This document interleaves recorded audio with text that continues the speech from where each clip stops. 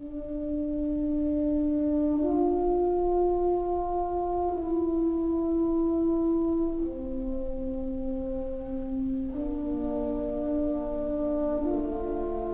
each passing month, our country's faced increasingly difficult times. But everywhere I go, despite the economic crisis and war and uncertainty about tomorrow, I still see optimism and hope and strength. We've seen over the last 8 years how decisions by a president can have a profound effect on the course of history and on American lives. But much that's wrong in our country goes back even farther than that. We've been talking about the same problems for decades, and nothing is ever done to solve them. This election's a defining moment, the chance for our leaders to meet the demands of these challenging times and keep faith with our people. For the past 20 months, I've traveled the length of this country, and Michelle and I have met so many Americans who are looking for real and lasting change that makes a difference in their lives. Their stories are American stories, stories that reflect the state of our union. I'd like to introduce you to some of those people tonight. I'll also lay out in specific detail what I'll do as president to restore the long-term health of our economy and our middle class, and how I'll make the decisions to get us there. What struck me most about these stories you'll see tonight is not just the challenges these Americans face, but also their resolve to change this country.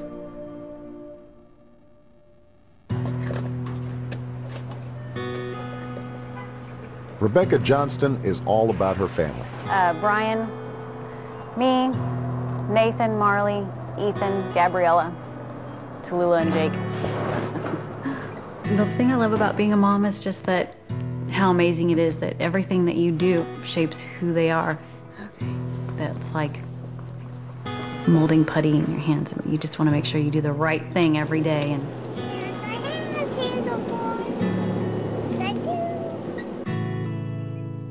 10 years ago, she bought a house outside the city so she could send her children to good schools. Now, with rising costs, it's getting tight. Her husband, Brian, works at a tire retread plant and needs to stand all day. He has a torn ACL and meniscus that he walks around with every day. He was going to have the surgery in June, but we couldn't really afford for him to get the disability pay. And so they put off the operation to take care of other things. This is where our snacks would go. Gabriella, and then Nathan, and then my husband and I, and my daughter, and Ethan, my son. If they know that this is it for them for the whole week, then they will make it last longer.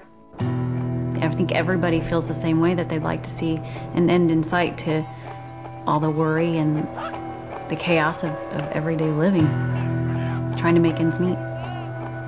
Okay, how much are we bringing in this week? How much is the car payment? Hold him, Ethan, hold him! When roughly can we pay this bill? All across the country, I've met families just like Rebecca's, getting their kids to school, meeting their mortgage payments, fighting for their families. It just keeps going up and up and up, and you know, and I can remember a time when I didn't have to worry about this stuff. We measure the strength of our economy not by the number of billionaires we have or the profits of the Fortune 500, but by whether someone with a good idea can take a risk and start a new business, or whether the waitress who lives on tips can take a day off and look after a sick kid without losing her job. An economy that honors the dignity of work. Earlier this year, we already knew our country was in trouble. Home foreclosures, lost jobs, high gas prices. We were running a record deficit, and our national debt had never been higher. But then, a little over a month ago, the bottom fell out. What happened in the financial markets was the final verdict on 8 years of failed policies. And we're now going through the worst economic crisis since the Great Depression. A few weeks ago, we passed a financial rescue plan. It's a step in the right direction, and as president, I'll ensure that you, the taxpayers, are paid back first. But we also need a rescue plan for the middle class, starting with what we can do right now that will have an immediate effect. As president, here's what I'll do. Cut taxes for every working family making less than $200,000 a year.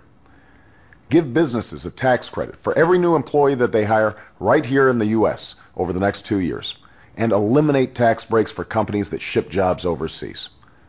Help homeowners who are making a good faith effort to pay their mortgages by freezing foreclosures for 90 days. And just like after 9/11, we'll provide low-cost loans to help small businesses pay their workers and keep their doors open. None of that grows government. It grows the economy and keeps people on the job. This is what we can do right now to restore fairness to the American economy and fulfill our commitments to the American people. The company I worked for went broke.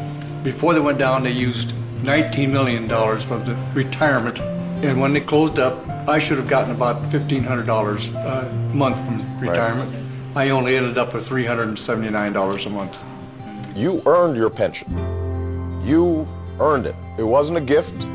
You gave up wages so that money could be set aside for your retirement. Time and time again, what we're seeing is companies who owe their workers retirements, pensions, shedding those obligations. When you make a commitment to workers at a company, those aren't idle promises. Those are promises that should have the force of law. Thank you.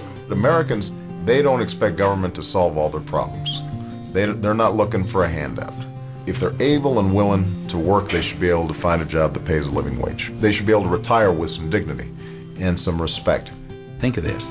Barack Obama is going to be a Democrat in the presidency who actually cuts taxes. But he's going to cut taxes for the people who really need a tax cut. He's going to cut taxes for the struggling families. And he's going to do that while holding accountable those companies that take advantage of tax breaks in order to send jobs offshore and to other countries.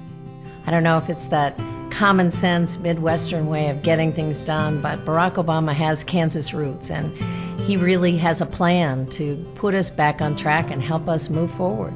The challenges before us now are big. What we need are big solutions and big thinking. And Barack Obama is a problem solver who thinks big. It's a once-in-a-generation kind of leadership, and that's what Barack is offering us.